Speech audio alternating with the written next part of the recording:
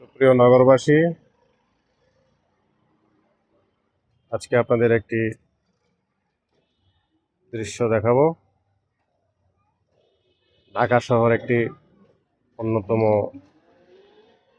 শহর, বাংলাদেশের রাজধানী। শহরটি খুব পরিচ্ছন্ন না হলেও খুবই গুরুত্বপূর্ণ।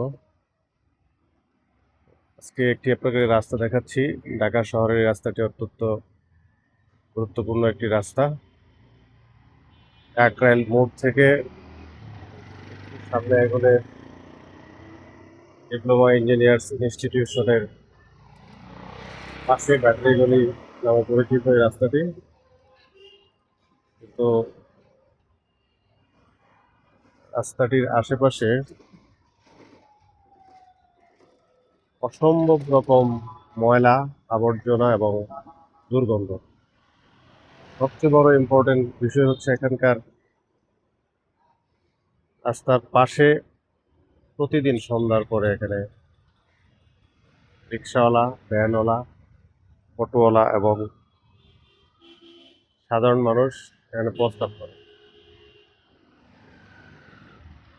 যদি একটু কাছে থেকে দেখাই, সে প্রস্রাবের যন্ত্রণা থেকে রক্ষার জন্য, এখানে যাতে প্রস্রাব না করে এই জন্য দেয়ালে লেখা আছে 500 টাকা জরিমানা।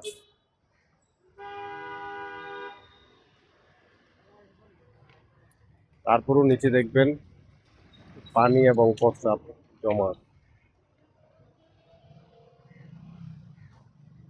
ক্লোজ করে দেখাই। প্রতিদিনই এখানে এই যে রিক্সাওয়ালা ভাইরা আশেপাশে কোনো পাবলিক টয়লেট না থাকায় এখানে প্রস্রাব করেন, দুর্গন্ধ সৃষ্টি হয়।